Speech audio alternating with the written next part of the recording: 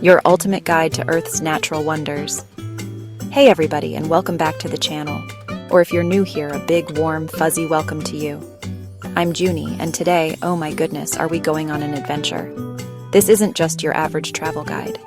This is ultimate guide to explore some of the most incredible, jaw-droppingly beautiful natural wonders our planet has to offer. We're talking about places that will literally take your breath away. Places that look like they've been plucked straight out of a dream. So, grab your metaphorical, or literal, backpack, because we are about to embark on an epic journey. Think of me as your super enthusiastic, slightly goofy, but very well-informed travel buddy. Let's get this adventure started. Alright, first up, we're heading to Africa, to the border of Zambia and Zimbabwe to witness something truly spectacular, Victoria Falls. They call it Mosi Oatunya, which means the smoke that thunders, and boy does it live up to the name. The sound is deafening, a constant roar that you feel in your chest, and the mist? It rises hundreds of feet into the air, creating beautiful, permanent rainbows. When you first approach, you hear it before you see it, this deep rumble that gets louder and louder. Then, through the trees, you catch glimpses of this massive curtain of water, a mile wide, just plummeting into the gorge below. You'll want to walk along the pathways, and trust me, you get wet. Not just a little spritz, I'm talking full-on soaked, like you've just jumped into a pool with your clothes on. Now, when's the best time to visit? If you go during the rainy season from late November to early April, the falls are at their most powerful. The volume of water is immense, and it's a truly awe-inspiring sight. However, all that water creates a lot of mist, which can sometimes obscure the full view of the falls. If you visit during the dry season, roughly from May to October, the water levels are lower.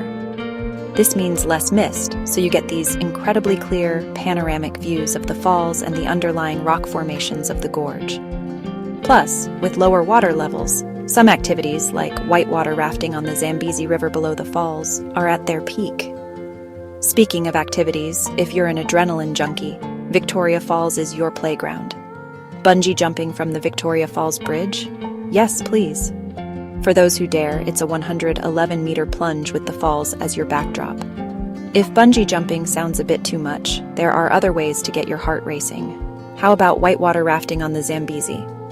It's considered one of the best one-day rafting trips in the world, with some seriously intense rapids.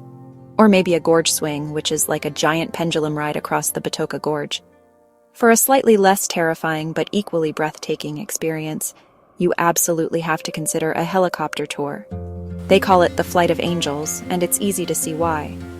From up above, you get a perspective of Victoria Falls that you just can't get from the ground.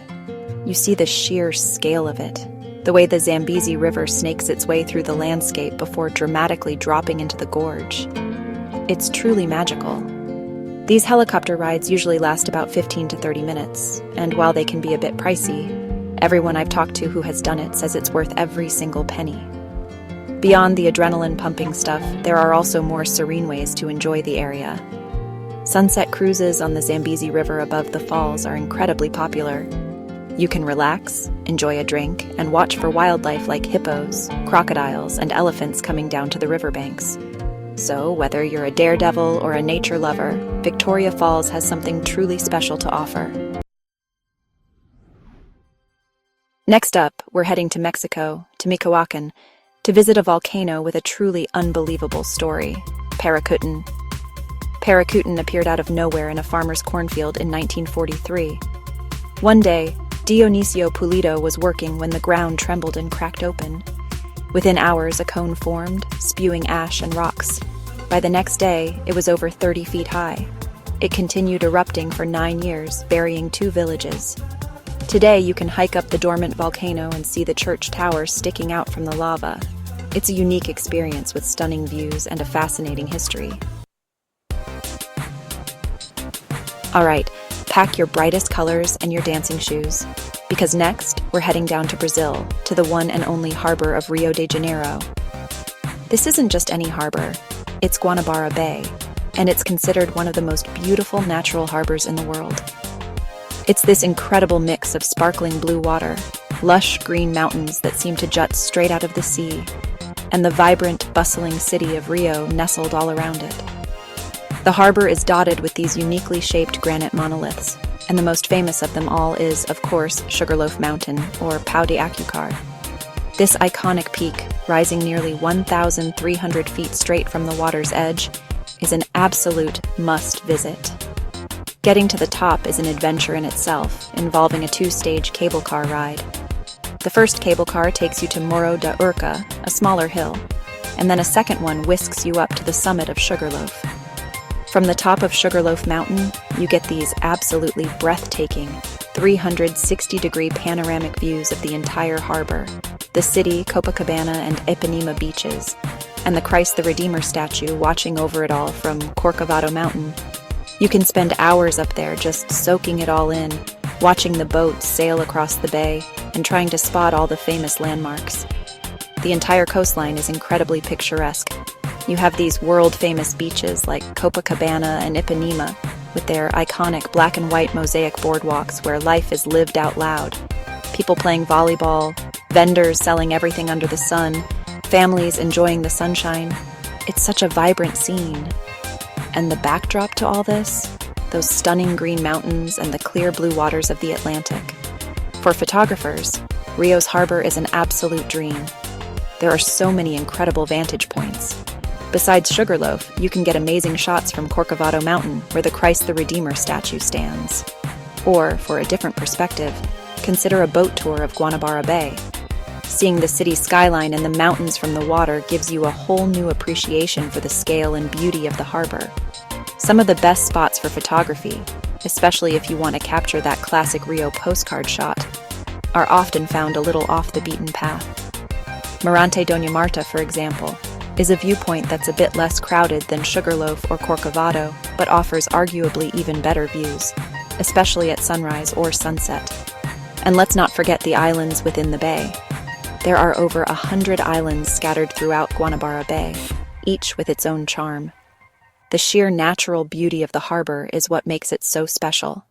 It's a place that will captivate your senses and leave you with memories and photos that you'll cherish forever.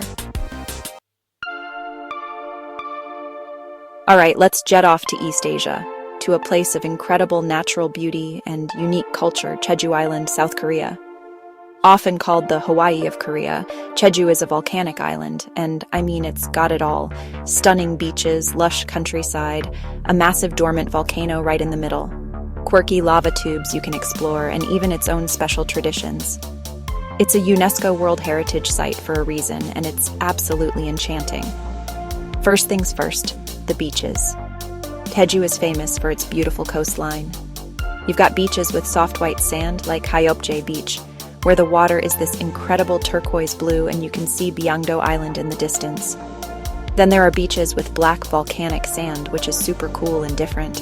And some beaches are known for their dramatic rock formations, sculpted by the wind and waves over centuries. Whether you want to swim, sunbathe, or just take a long walk, Jeju's beaches are a delight. Then there's Halasan Mountain, a dormant shield volcano that is the highest peak in South Korea.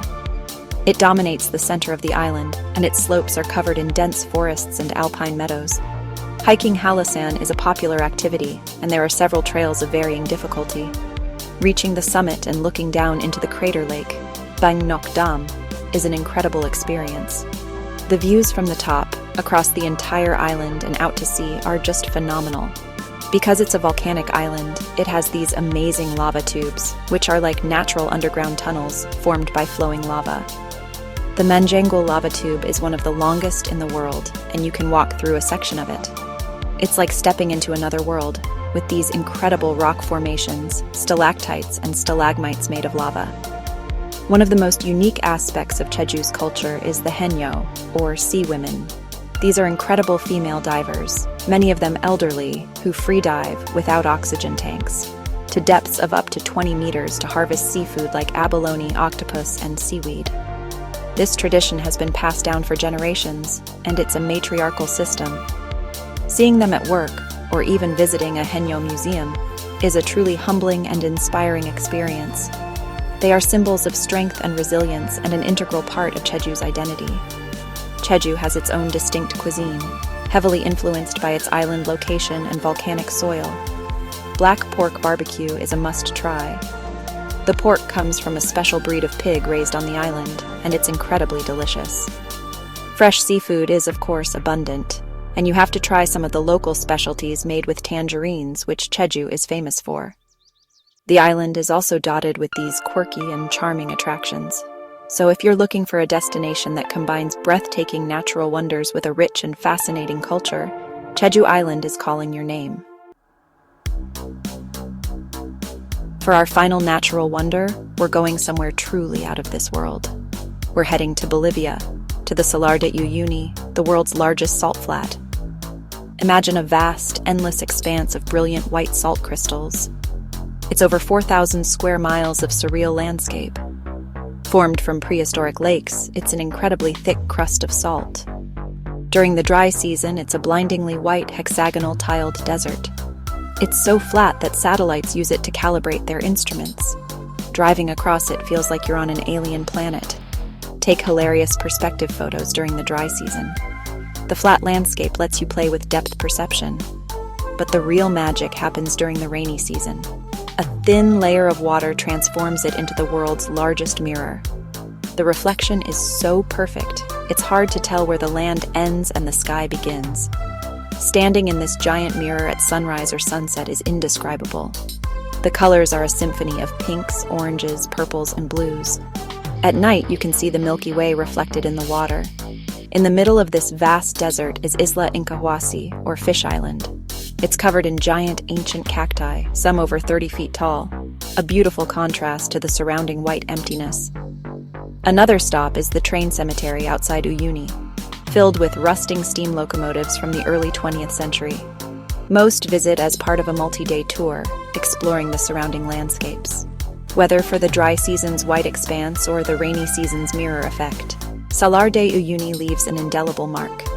It's truly one of Earth's most unique and unforgettable natural wonders. Alright, so there you have it. Wow, right? We've virtually gallivanted across the globe today, from the thundering majesty of Victoria Falls to Paracutin, the volcano that just decided to show up one day, to Rio's harbor, always a party, to the serene beauty of Jeju Island, and finally, Salar de Uyuni. It's like walking on a dream. I hope you're feeling inspired, maybe a little bit wanderlusty, because I know I am. My imaginary suitcase is already half packed. Remember, our world is just brimming with these amazing, breathtaking spots, these natural wonders that are just waiting for us to explore them, respectfully, and with wide open eyes and hearts. Go out there, see the world if you can, be kind to it, and even more importantly, be kind to each other. Thank you so much for hanging out with me today, for letting me share these incredible places with you. Until next time, be kind to one another. Bye.